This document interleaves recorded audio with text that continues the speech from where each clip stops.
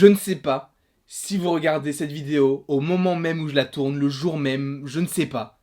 Si vous le regardez non plus juste avant Avengers Endgame, mais en tout cas, c'est la dernière que je vous fais pour Avengers Endgame. La dernière théorie, la dernière... Parlons-en une dernière fois, une bonne fois pour toutes. Au début, le sujet de la vidéo, c'est vraiment quelles seront les surprises du film. Et justement, quelles peuvent être les surprises du film? Il y a, soi-disant, selon les frères Russo, 2h30 de film dont on ne sait absolument rien. Parce que, soi-disant, les 30 premières minutes du film sont les quelques scènes qu'on voit dans la bande-annonce. Mais j'y crois pas du tout, je pense que c'est plus l'acte 1. Parce que sachez qu'en général, un film est partagé en 3 actes. Et sachant que le film dure 3 heures, eh bien c'est sûrement que l'acte 1 durera 1 heure. Donc je pense que ce qu'on a vu dans les bandes-annonces, ce sera la première heure du film Avengers Endgame. Donc du coup, il nous reste 2 heures. 2 heures pour rêver. Enfin non, là, il nous reste 1 heure pour rêver de ce qu'il va se passer dans ces 2 heures. Et qu'est-ce qu'il va se passer? Oh là là,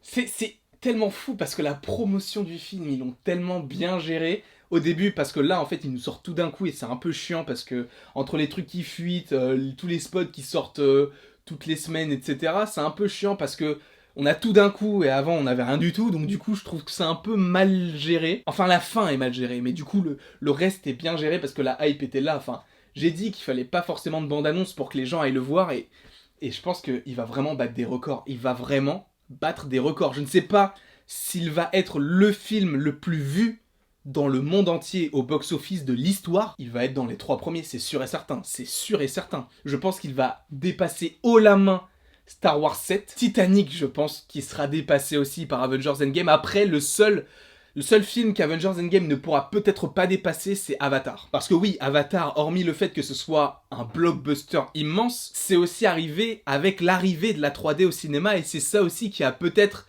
fait grimper le chiffre. Parce que c'est pas seulement le film, c'est aussi l'arrivée de la 3D qui est une nouvelle technologie qui est encore aujourd'hui présente, mais qui ne plaît pas forcément à tout le monde, mais forcément, quand tu sens qu'il y a un truc comme ça en 3D qui arrive, évidemment que t'as envie de le voir. Donc forcément, ça fait monter la hype et ça arrive à des sommes comme 2,7 ou 9 milliards, je ne sais plus. Oh là là, c'est incroyable. Mais du coup, est-ce qu'Avengers pourrait battre Avatar? Je ne pense pas. Non, je pense que c'est pas...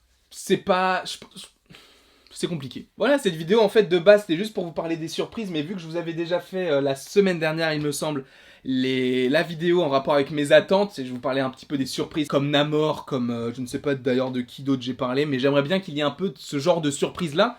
Bah là en fait je change un peu le concept de cette vidéo et je veux juste qu'on parle, que je parle devant vous, mais voilà, du film, de ce que ça représente en fait, d'Avengers Endgame tout simplement. Et du coup, bah j'ai vraiment hâte de voir à quoi ça va ressembler parce que on a quand même attendu ce film pendant 11 ans.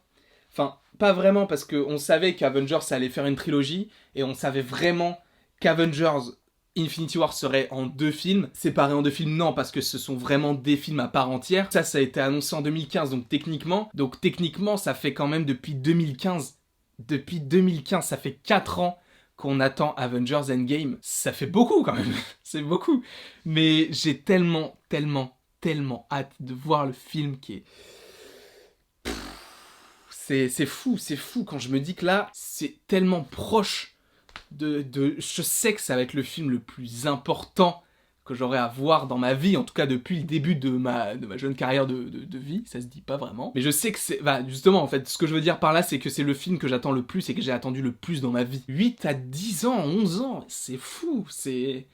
J'ai hâte, vraiment, j'ai vraiment hâte. Je sais pas si vous avez hâte, mais à mon avis, oui, parce que...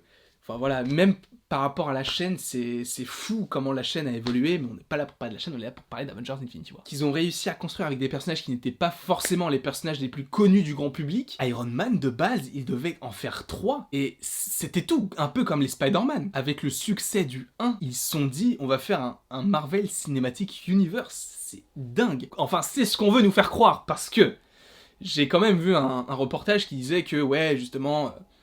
Le film, ils étaient pas sûrs que ça allait marcher, ce que je comprends parfaitement, et ça, je pense que c'est vrai, et que du coup, en fonction du succès, ils allaient en faire un 2e, puis un 3e. Mais je pense qu'en fait, ils avaient des idées derrière la tête, parce que n'oublions pas que Iron Man 1 est sorti la même année que le film Hulk, et c'est produit par Marvel et Paramount. On sait très bien que c'est dans le même univers, donc Pourquoi est-ce que à la fin de Iron Man 1, on nous met un gros teaser d'Avengers et dans la scène post-générique de Hulk, on voit Iron Man qui parle justement des Avengers. Forcément, ça allait se rejoindre à un moment.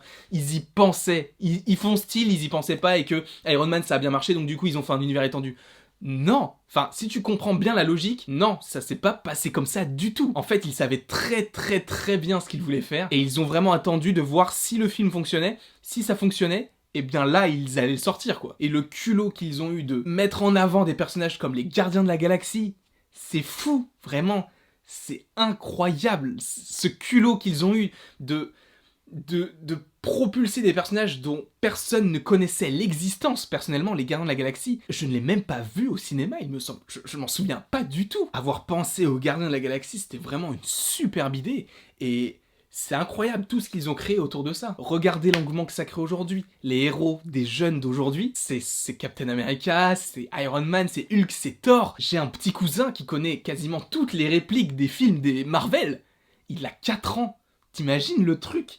Ce qu'ils ont réussi à créer, même pas l'univers cinématographique, mais tout l'ensemble en fait, on a grandi avec ces films-là, ça a forgé un peu notre enfance. Parce qu'au-delà d'être un film de super-héros, ou plutôt juste un film de super-héros comme certains le disent, il y a vraiment un message de fond derrière, et moi j'arrête pas de le dire quand on me dit « Ouais, tu regardes que des films, que des blockbusters, que des films comme ça et tout ». Je dis que déjà je ne regarde pas ça, et que je m'intéresse à tout, évidemment il y a des films qui me plaisent plus que d'autres, mais ce qu'ils ont réussi à construire, Marvel, c'est d'avoir des films sur les super-héros, mais qui ne traitent pas que de ça. Regardez Captain America, le soldat de l'hiver. C'est plus qu'un film de super-héros. Regardez les Batman de Nolan. C'est plus qu'un film de super-héros, c'est un film social de savoir comment les gens sont intégrés dans la société en fonction de leur statut, de voir à quel point tu peux monter très haut et redescendre très vite tout en bas. Et c'est cette mécanique-là qui plaît, ou plutôt qui me plaît, c'est que ce ne sont pas que des films de super-héros où tu vois de la baston et tout, il y a de la psychologie derrière. C'est un peu comme quand on me dit,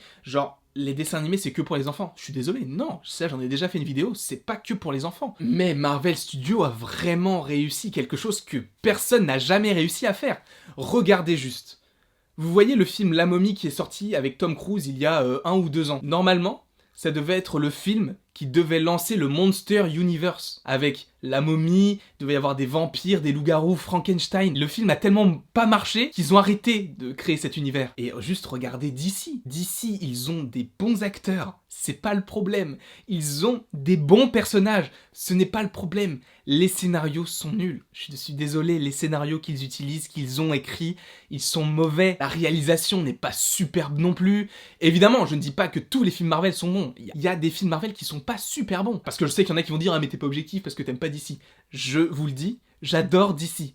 Je suis juste ultra déçu de ce qu'ils font avec le World of DC. Là. Enfin bref, c'est pas du tout le sujet. Tous ces univers-là qui ont essayé de se construire et qui se sont au final cassés la gueule, ça montre à quel point Marvel a su consolider son univers sur des bases solides. Après, peut-être que cette vidéo part peut-être trop loin, hein. Je suis vraiment très fatigué, là, parce que j'ai enchaîné les 7 vidéos, là. Mais du coup, j'ai tellement hâte, parce que c'est vraiment la finalité de quelque chose. Toutes les vidéos qu'on a faites sur la chaîne, c'était pour ça, c'était pour ce moment-là, pour voir comment ça se finit et comment ça peut continuer après. C'est pour ça que j'ai créé cette chaîne. C'est déjà pour partager ma passion, je vous l'ai déjà dit, mais c'est aussi de voir si on avait raison ou pas. Et je suis le premier à savoir que mes théories sont nulles, possiblement hors sujet, hors contexte, enfin... Mais de voir à quel point on s'est trompé et à quel point on est surpris, ça c'est génial. Je suis désolé, mais moi ça me... J'aime tellement me tromper pour savoir qu'à la fin ça se passe beaucoup mieux que ce que j'avais pensé.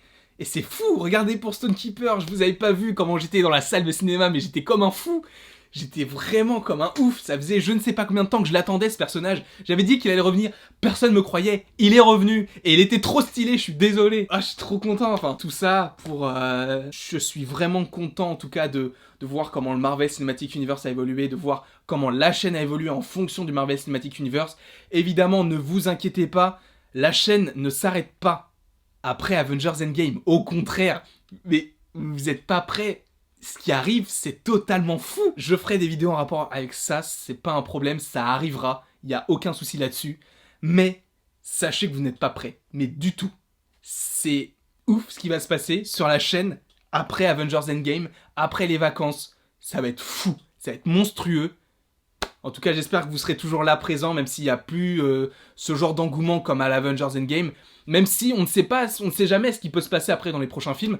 En tout cas, j'espère que vous serez toujours là. J'espère en tout cas que toutes les vidéos jusqu'à aujourd'hui vous ont plu. N'hésitez pas à me le dire en commentaire, n'hésitez pas à aimer, à partager, à commenter, à vous abonner, ça me ferait évidemment très très très très très plaisir. Et il ne me reste plus qu'à vous dire à la prochaine, pour la prochaine.